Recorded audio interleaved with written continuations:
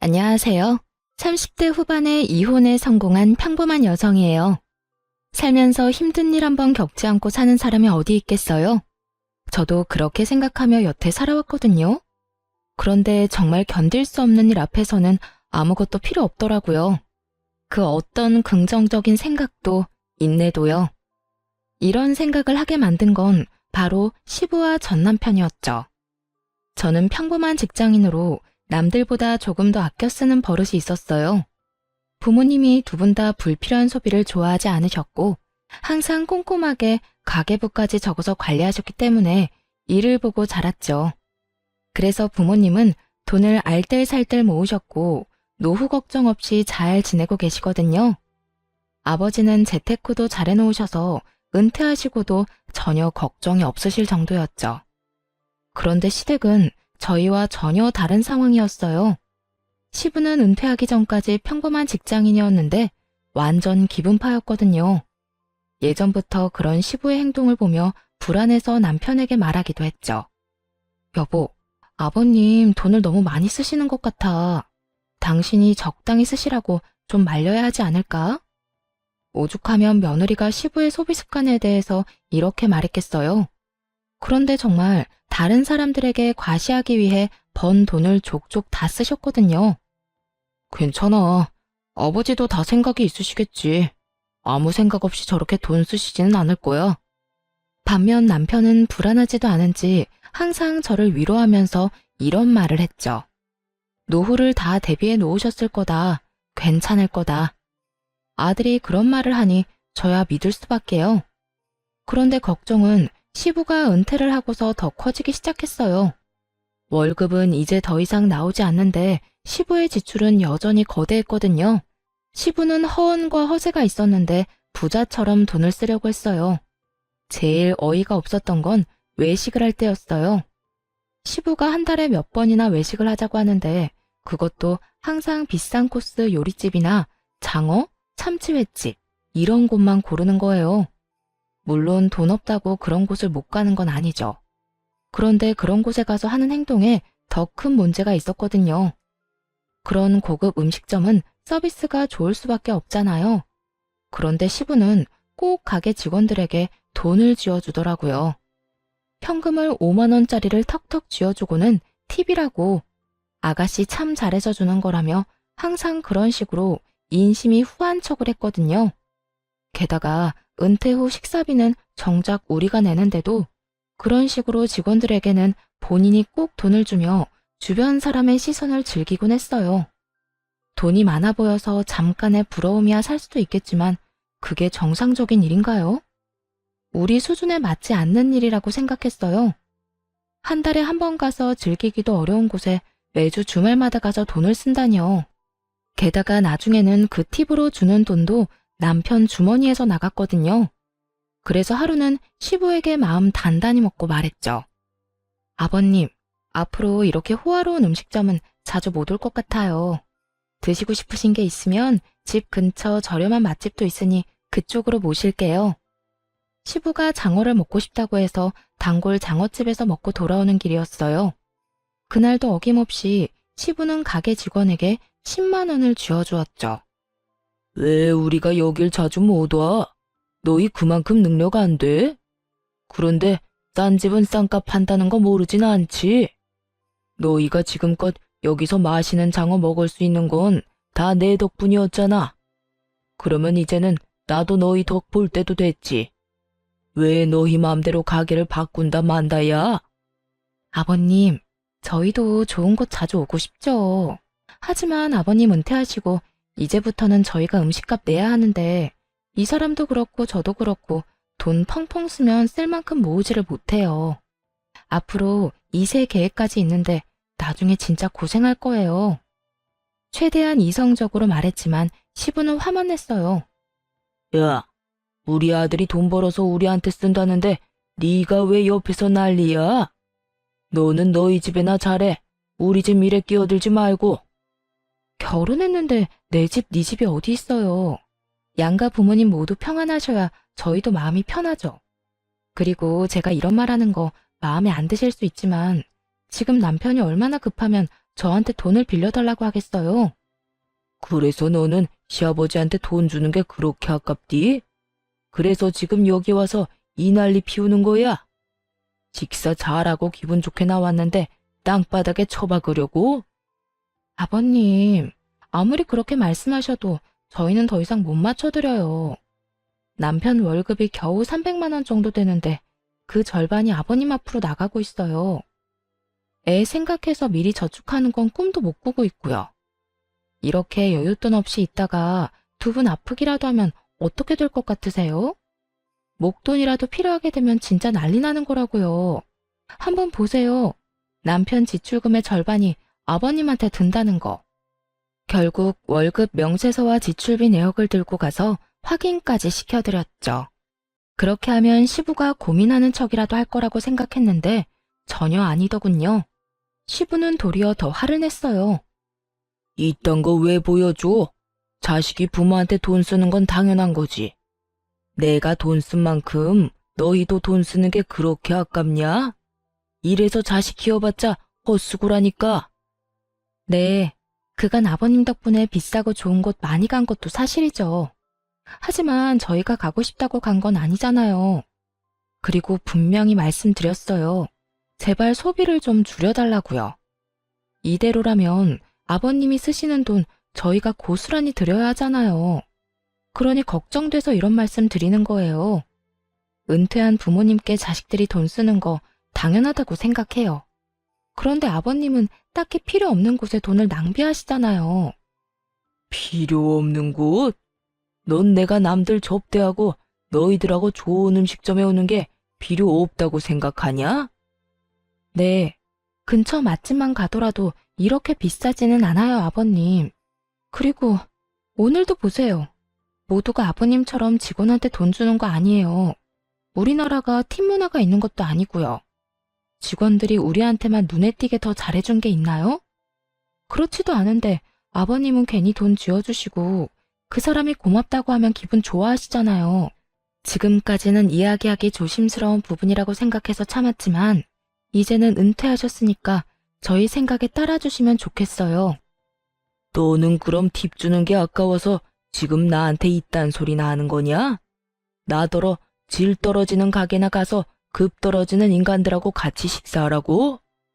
아버님, 같이 즐겁게 식사하는데 질이랑 급을 왜 나누시나요? 중요한 일이 있으시면 좋은 곳에 가실 수도 있죠. 그런데 아버님은 별일이 아니더라도 꼭 그런 곳에서 식사하고 돈을 내시잖아요. 보세요. 여기 남편 카드 명세서. 아버님이 쓰신 돈 메워놓느라 다른 곳에는 돈을 못 써요. 시부와의 대화는 다람쥐 쳇바퀴 돌듯 같은 자리에서 뱅뱅 돌기만 했습니다. 시부가 일할 때도 못마땅해서 남편에게 몇 번이나 얘기를 했었는데 은퇴 후에도 이렇게 돈을 쓰는 걸 보니 미치겠더라고요. 저 상태로 시부가 늙으면 그 돈을 부담해야 하는 건 다 우리잖아요. 게다가 자식이 많은 것도 아니고 아들 달랑 하나뿐인데 그 아들에게 모든 노후를 짊어지도록 만드는 시부가 전혀 이해가 안 됐어요. 그렇지만 아무리 말해도 귀등으로도 듣지 않고 의견을 굽히지도 않더군요.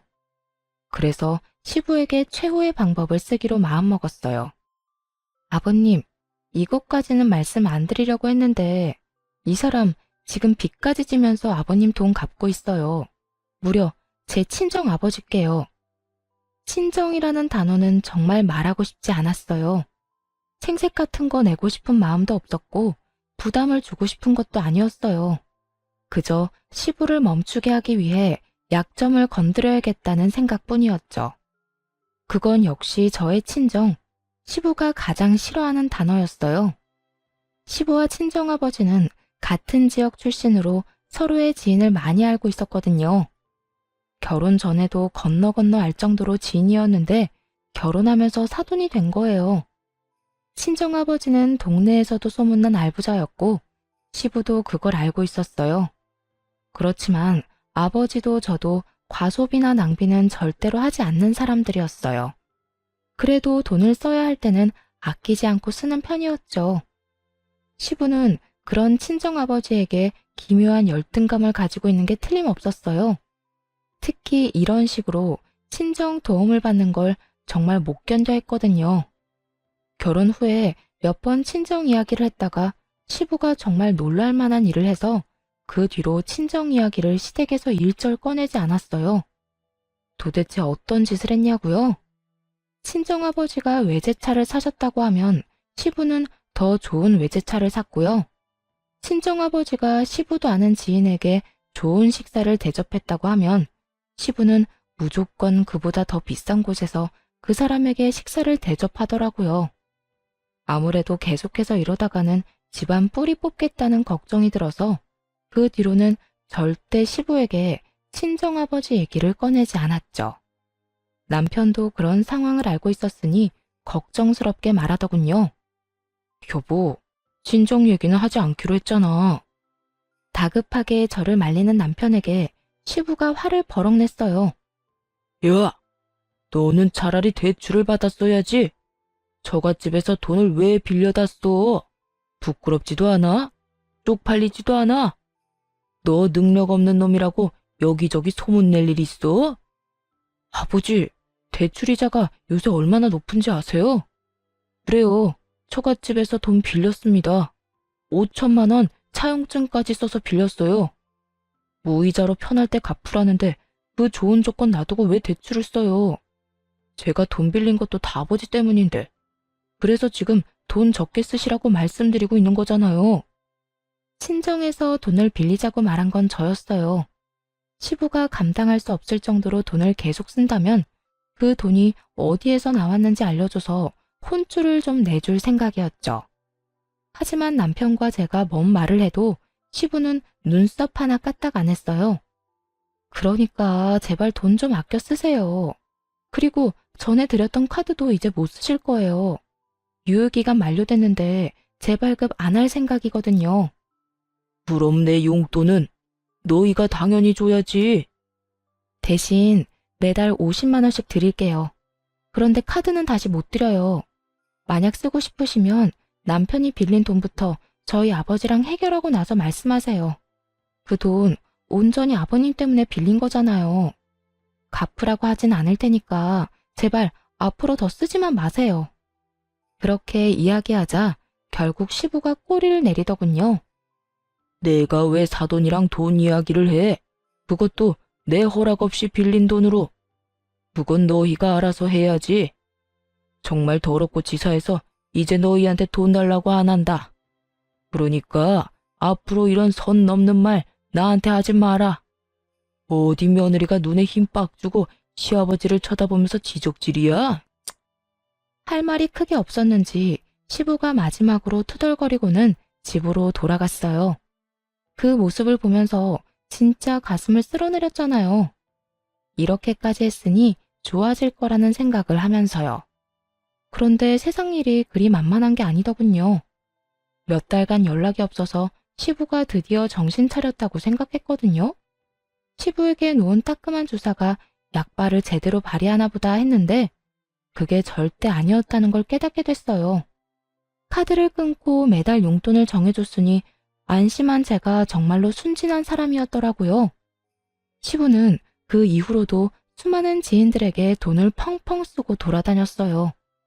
예전보다 더 많이, 더 성대하게 말이죠. 그 소식을 어떻게 들었는 줄 아세요? 바로 친정아버지의 입을 통해 알게 됐답니다. 야, 너희 시아버지 지금 난리도 아니던데 괜찮은 거 맞아? 어머니에게 반찬을 받으러 친정에 잠시 들렀는데 친정아버지가 걱정스러운 얼굴로 말을 건네셨어요. 어? 무슨 난리? 우리 요새 연락 많이 안 해. 주말마다 가던 것도 한 달에 한 번으로 줄였고. 근데 무슨 일인데? 모임 사람들 몇 명 데리고 가서 완전히 돈 펑펑 쓰고 왔다는데? 저번에 식사 같이 하고 온 정 사장이 그러더라고. 은퇴 기념이라고 식사 대접했다는데 영수증에 찍힌 돈이 300만 원이 넘었단다. 10명 정도 갔다는데 밥만 먹어서 그만큼이면 대체 얼마나 비싼 데를 간 거냐? 저번에 우리 사위가 나한테 돈 빌려 갔는데 그거 알고는 있는 거야? 그 이야기를 듣는데 눈앞이 노래지더군요. 고작 한 끼를 먹는데 300만 원 넘게 지출한 시부. 낭비벽이 사라진 게 아니었어요. 너무나 걱정되는 건 그 돈이 도대체 어디서 나왔냐는 거였죠. 집에 돌아오자마자 남편을 닥달했어요. 여보, 당신이 좀 알아봐봐. 아버님 도대체 무슨 생각으로, 아니, 무슨 돈으로 그렇게 지르신 건지. 여보, 이제 그만 좀 해. 아버지한테 돈도 적게 드리고 있고 카드도 안 드렸잖아. 그러면 알아서 돈 쓰고 계시는 거겠지. 우리가 그런 것까지 어떻게 다 신경 쓰면서 살아? 전에 얘기한 거 잘 알아들으셨을 테니까 이제 제발 그만 좀 하자, 어? 그걸 떠나서 아버님이 지금 돈을 너무 많이 쓰고 계신 거잖아. 하루에 300만 원 이상 지출이 나오는데, 여보, 이건 그냥 아버님께 맡겨서 될 일이 아니라고. 무슨 일인지 확인을 해야 해. 당장 어디서 그 돈이 났겠어? 대출이라도 받으신 거면. 걱정 그만하래도. 그리고 막말로 우리가 아버지 인생에 이렇게 간섭하는 거 그것도 좋지 않은 거야. 아버지 이해하려고 노력해야지. 왜 매번 아버지 하는 일마다 딴지를 걸어? 일이 한 번 터지면 너무 규모가 클 테니까 그렇지. 그래서 지금 확인도 안 해보겠다는 거야? 아버지 뒷조사는 좀 아닌 것 같아. 조금만 지켜봐주면 안 되겠어? 아버지도 생각이 있으시겠지. 솔직하게 말해서 신경 안 쓰고 싶어. 남편의 단호한 말과 행동에 기분이 상했어요. 이게 다 저 좋자고 하는 일이겠어요? 남편도 시부가 쓰는 돈 때문에 힘들어하니까 그런 거죠. 이런 마음도 몰라주고 남편은 귀찮다는 말만 하고 알아볼 생각조차 하지 않더군요.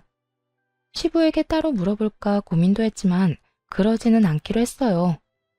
나중에 문제 터지면 남편이 알아서 하겠지 하는 생각을 하기도 했고요. 솔직히 말하면 안일하게 생각한 것 같기도 해요. 그래, 알아서 해. 당신 집안일이니까 당신이 알아서 잘 해결하겠지? 나중에 일 터지고 나서 나한테 와서 뭐라고 하지 마. 알았어? 안 그럴 거야. 벌써 5천만 원이나 빌렸는데 내가 뭘 또 바랄 게 있겠어? 걱정하지 마. 다 알아서 할 거라니까. 그로부터 6개월이 지났을 무렵, 그렇게 호언장담하던 남편이 잔뜩 주눅든 얼굴로 부탁을 하러 왔어요. 그간 한 번도 시댁에 가보질 않았는데 시댁에서 난리가 났다고 하더군요. 여보, 우리 집 좀 도와주면 안 될까?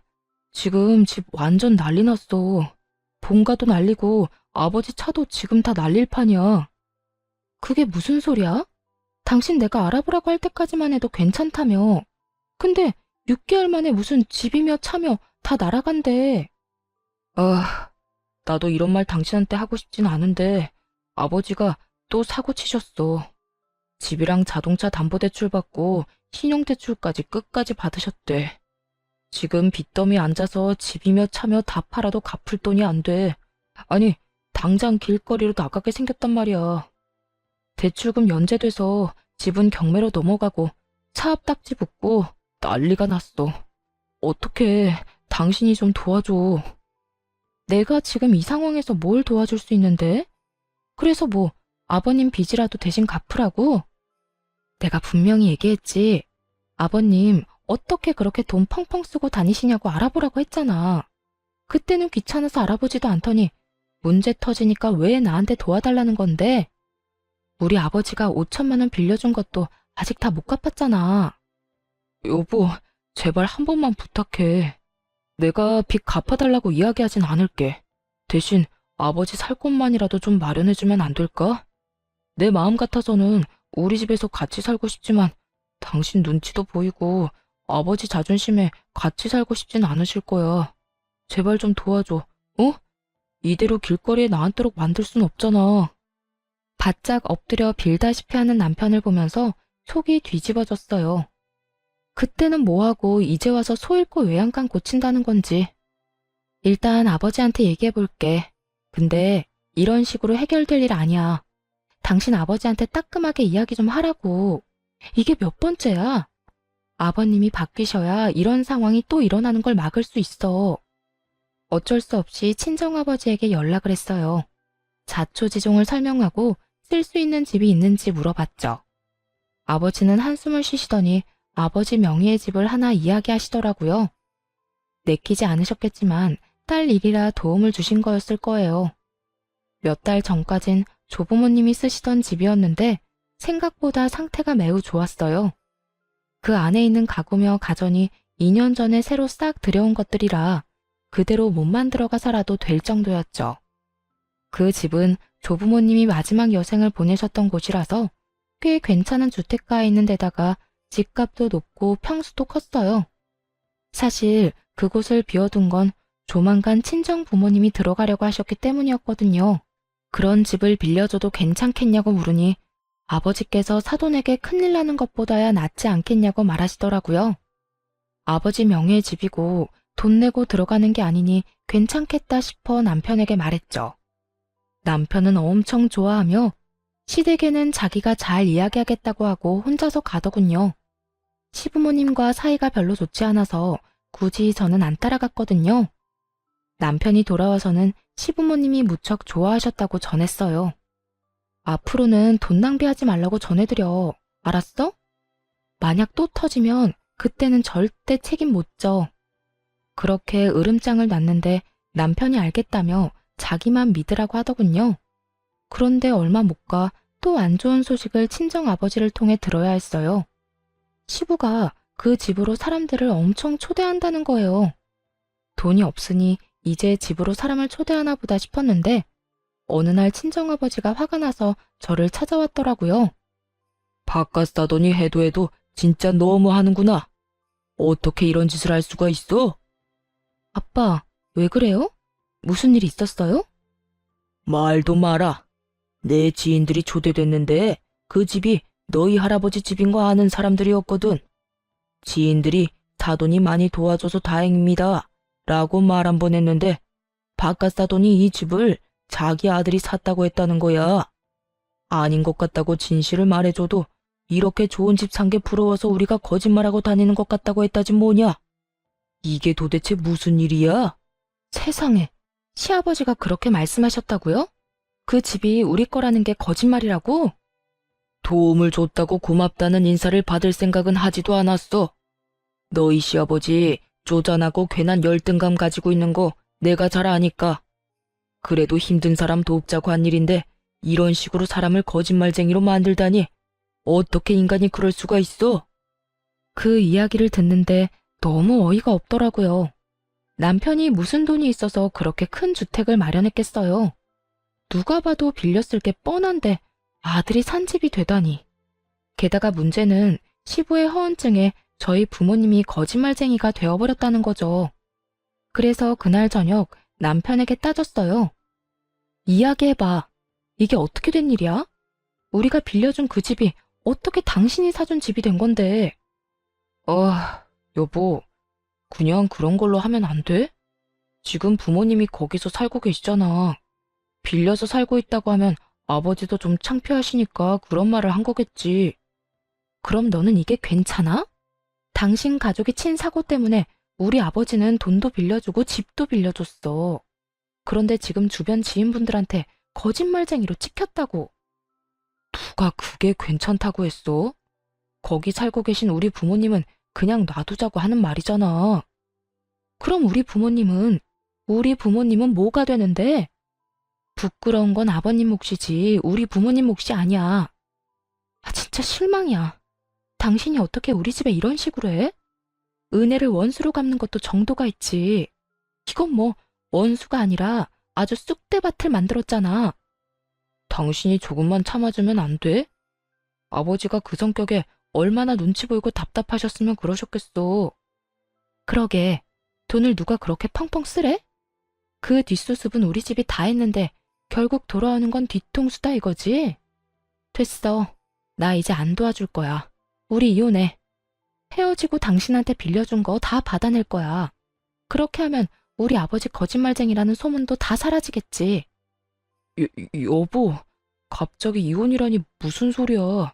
절대 안 돼. 너무 감정적으로 굴지 마. 그런 소리해서 미안해. 내가 한 사람 한 사람 다 찾아가서 오해가 있었다고 설명할 테니까. 아니, 그럴 필요 없어. 생각해보니까 이렇게 하는 게 맞아. 언제까지고 친정이 당신 집안 뒤치다꺼리 해줄 수는 없잖아. 이제 그만하자. 여기까지 해. 그렇게 이혼하자고 했지만 역시나 남편은 받아들이지 않았어요. 이혼하게 되면 빌린 돈도 다 갚아야 했고 집도 다시 되돌려줘야 했으니까요. 하지만 이미 정이 확 떨어져 버린 걸 어쩌겠어요. 마음이 초조했는지 남편이 사정하고 비는데도 바로 소송 시작했어요. 당신이 아버님 사고 친 거 수습하면 합의 이혼 정도는 할게. 그런데 수습도 안 하면 합의는 절대 없을 거야. 그리고 이혼하고 나면 내가 그 집에서 살 테니까 당신 부모님한테 다른 집 구하시라고 전해줘. 여보, 진짜 이럴 거야? 왜 이렇게 사람이 냉정해? 날 이렇게 만든 건 당신 집안 사람들이야. 내 탓을 하지 말고 당신 아버지를 탓해. 난 뒤통수 치는 사람들하고 가족 못해. 결국 이혼 소송이 진행됐습니다. 그동안에도 시부모는 연락 한 번 없었어요. 하긴 생각해보면 저와는 사적으로 연락한 적이 별로 없으니 그러려니 했죠. 곧 남이 될 며느리한테 뭐라 할 말이 있겠어요? 그런데 이혼 판결이 났는데도 시부모가 그 집에서 나갈 생각을 하지 않더군요. 전 남편은 연락을 받지도 않았고요. 설마 이대로 모르쇠 하고 눌러앉으려는 건가 의심하는 차에 친정아버지가 모임에 가셨다가 노발대발하며 오셨어요. 그 인간들 골 때리는지 계속하네. 이번에는 생일 잔치 한다고 우리 집에 사람들 초대했단다. 세상에, 무슨 낯짝으로 그런 짓을 해? 나가라는데도 안 나가고. 오히려 그 말을 듣고 이번이 기회라고 생각했어요. 그래서 생일 잔치에 초대되었다는 분들이 그 집에 갈 때 따라갔죠. 집 안으로 들어가니 난리도 아니더군요. 전 시부 생일이랍시고 온갖 치장을 해놓고 조부모님의 텃밭마저 헤집어놨더라고요. 그리고 그곳에서 연락도 받지 않던 전 남편과 마주했죠. 당신이 여긴 왜 왔어? 내가 못 올 것 왔어? 여기 우리 아빠 집이잖아. 나가라고 그렇게 말했는데도 안 나가더니 남의 집에서 잔치까지 해? 당신이 내 연락 다 무시하길래 여기까지 왔다. 왜? 당장 짐 싸서 나가? 그러자 전 남편이 급히 다가오더니 손을 붙들고 내보내려고 하더군요. 그때 전 시부가 나타났어요. 이게 누구야? 거짓말쟁이들 아니야? 우리 아들이 나한테 사준 집을 자기들 집이라고 우긴 사람들. 난 자네 가족은 초대 안 했는데 왜 여기 왔어? 꼴값 돌려고 왔어? 왜? 우리가 이런 좋은 집에서 사니까 배가 아픈가 봐? 전 시부는 진실도 모르면서 엄청 세게 나오더군요. 많은 사람들이 보는 앞에서 저와 친정 부모님을 욕보이고 싶었나 봐요. 주변 사람들도 아주 흥미진진하게 바라보고 있었고요. 거짓말쟁이?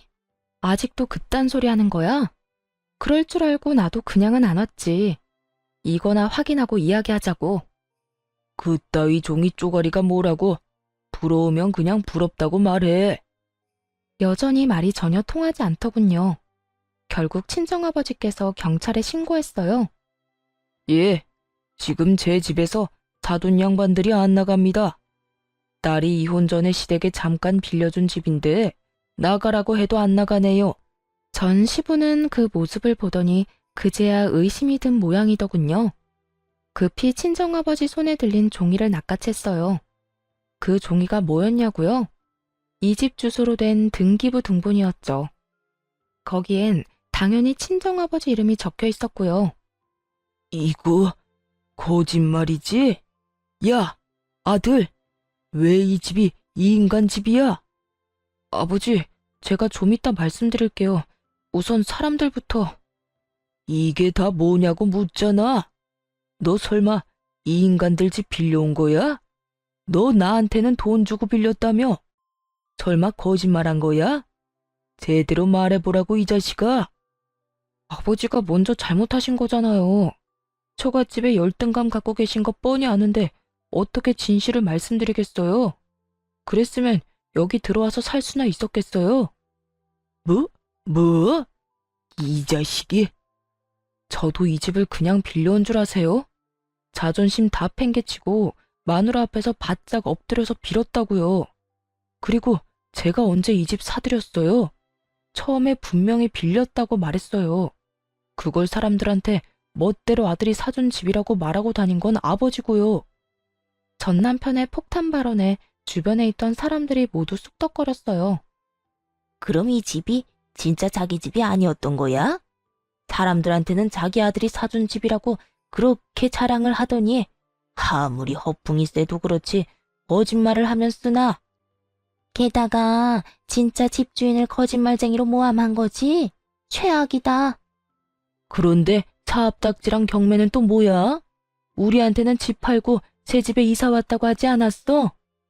우리한테도 거짓말한 거지 뭐. 허풍쟁이가 거짓말 하루 이틀 하나? 자식만 불쌍하네.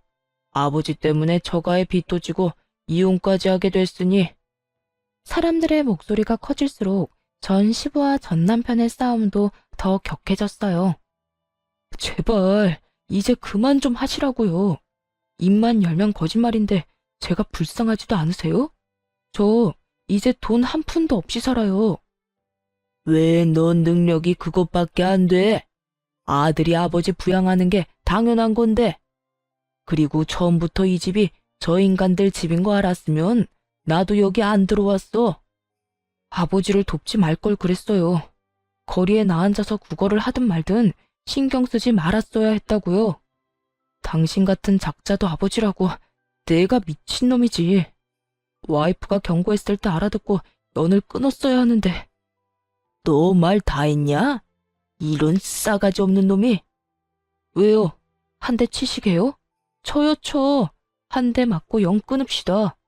나도 이제 아버지 대접 안 할 테니까 아버지도 나한테 자식 노릇 바라지 마세요. 두 사람이 옥신각신하는 모습에 지인들 모두 두 사람을 욕하며 떠나갔어요. 어느새 텅 빈 마당에는 친정 식구와 전 남편 식구만 남았죠. 전 시부가 한숨을 푹 내쉬며 한탄하더군요. 내가 이제 사람들 얼굴을 어떻게 봐? 너랑 네 와이프가 다 망쳤다. 너는 며느리란 애가 꼭 이렇게까지 해야 했어? 우리가 남도 아니고 가족인데. 그 이야기를 듣는데 어이가 없더군요. 가만 보니 전 남편이 이혼 이야기도 안 꺼낸 것 같았어요. 죄송한데 저희 이제 남이에요. 저 남편이랑 이혼했거든요. 그래서 이 집 제가 들어와서 살려고 나가시라고 한 거고요. 전 남편이 연락을 하도 안 받아서 직접 왔으니 그렇게 하시고 돌려주세요.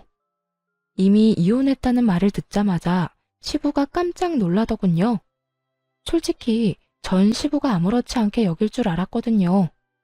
처음에 지출 좀 줄이시라고 바른말 좀 했다고 싸우고 나서 그 뒤로는 명절에도 한번 가보지 않았으니까요. 시댁에서도 굳이 저를 찾지 않았고요. 그런데 전 시부는 많이 놀란 것 같았어요. 뭐? 야 이놈아. 너는 왜 이 중요한 이야기를 안 했어? 너 얼마 전부터 여기 들어와서 살던 게 별것 때문이 아니라 이혼해서 그런 거였어? 그럼 빌린 돈은, 이 집은, 내가 쓴 돈들은 어떻게 갚을 거야? 역시나 걱정하는 이유가 돈 때문이었더라고요. 얼마나 많이 썼는지 본인이 잘 알 테니까요. 그런 어이없는 전 시부의 말에 전 남편이 더 열받았는지 소리치더군요. 이게 다 아버지 때문이잖아요. 아버지가 사고치는 바람에 와이프가 열받아서 이혼하자고 한 건데 저 진짜 돈 한 푼도 없거든요. 그러자 전 시부가 무너지듯 저한테 다가와 말했어요. 아가, 제발 우리 좀 살려다오. 이 집에서 나가면 우리 갈 곳이 없어. 제발 부탁이다. 조금만이라도 더 살게 해주면 안 되겠니? 벌써 몇 달 동안 기다렸거든요. 이미 이혼 소송하면서 그 집에서 나오시라고 말했는데 전 남편이 안 전했나 보네요. 근데 그게 제 잘못은 아니잖아요.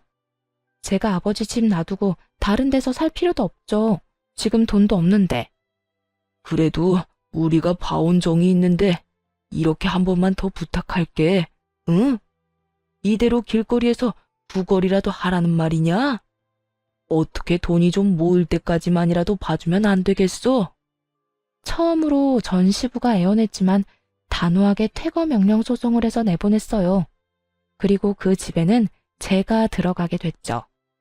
전 남편은 신혼집을 팔아치워서 저에게 재산 분할과 위자료를 주었고 친정아버지에게 빌린 돈을 모두 갚았어요. 그리고 조금 남은 돈으로 그 사이에 생긴 전 시부 빚을 또 갚았다고 하더군요. 친정아버지 집에서 쫓겨나서는 돈이 없어서 월세를 구하며 살고 있다고 했고요. 정말 웃긴 건 이 난리통을 겪고도 전 시부의 허세병은 고쳐지지 않은 건지 무조건 좋은 곳으로 집을 구해야 한다며 전 남편을 괴롭혔다는 거예요. 그래서 결국에는 전 남편이 한밤중에 몰래 부모님 놔두고 도망갔다고 하더군요. 그 이야기 듣고 얼마나 웃었는지 몰라요. 친정아버지 말로는 전 시부가 모임 사람들에게 돈을 빌리고 있대요. 그동안 비싼 음식 많이 받아먹은 이들이 돈을 좀 빌려줬다는데 그거 가져가고는 갚는 날을 차일피일 미루기만 한다고 하더라고요. 게다가 월세도 제대로 못 내서 매번 쫓겨난다고 하니 여전히 반성은 안 하나 봐요. 그런데 이혼하고 몇 달이나 지나서 전 시부모가 연락을 해왔어요. 중요하게 할 말이 있다며 만나자길래 혹시 몰라 친정아버지도 함께 모시고 갔죠. 무슨 이야기를 하는지 들어보니 가관도 아니더군요. 네 결혼 반지 우리들이 준 돈으로 맞췄으니 그거는 돌려줘야 하지 않니? 한 1,000만 원은 들여서 해준 건데 이혼한 마당에 당연히 돌려줘야지. 우리가 여태 그걸 잊고 있다가 이제 와서 생각나서 연락한 거야. 웃음이 나더군요. 그게 언제적 일인지 침착하게 두 사람에게 말해주었죠. 그 귀금속들 지금 저한테 없어요. 두 분 아드님이 아버님 빚 갚는 데 쓸 거라고 다 되팔았으니까요. 그러자 전 시부의 얼굴이 확 일그러지더군요. 조금이라도 돈을 마련할 수 있을 거라는 즐거운 마음으로 찾아온 것 같은데 이미 팔아버렸다고 하니 당황한 듯 했어요. 거짓말이지? 그걸 왜 팔아? 결혼 반지인데. 우리 아들 지금 여기 없다고 거짓말하는 거면 어디다 팔았는지도 알아요. 그 사람이랑 제가 직접 가서 같이 팔았거든요. 확인하고 싶으시면 말씀드리는 금은방 가서 확인해 보세요. 판매금은 모조리 남편 계좌로 들어갔으니 그것도 확인하시고요.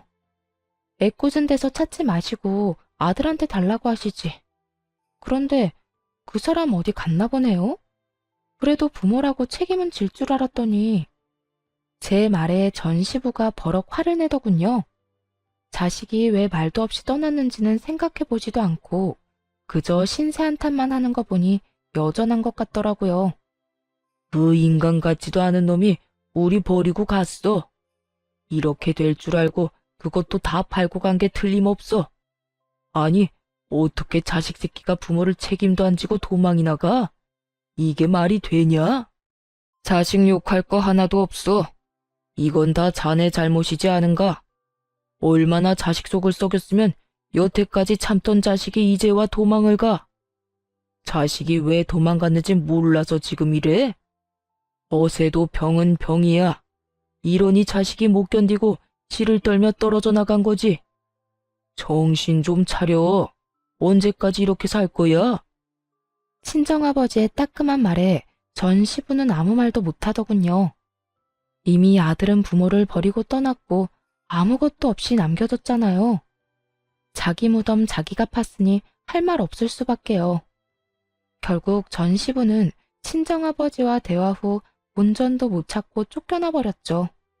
그 뒤로 두 사람이 어떻게 사는지 듣지도 못했어요. 전 남편은 전 남편대로 아무것도 없이 어디서 새로운 시작을 하는지 듣지도 못했고요. 그렇게 저와의 인연은 확실하게 끊어졌어요. 사실 허세가 나쁘다고만 생각하진 않아요. 그렇지만 너무 과도하거나 분수에 맞지 않은 소비는 본인의 목줄만 죄일 뿐이에요. 가끔씩 낭비를 하고 싶을 때마다 전 시부를 떠올리며 아껴 써야겠다는 생각을 해요. 그러면 절대 그렇게 되지 말아야지 다시 한번 스스로를 점검하게 된답니다. 긴 글 읽어주셔서 감사합니다. 모두들 행복한 하루 되세요.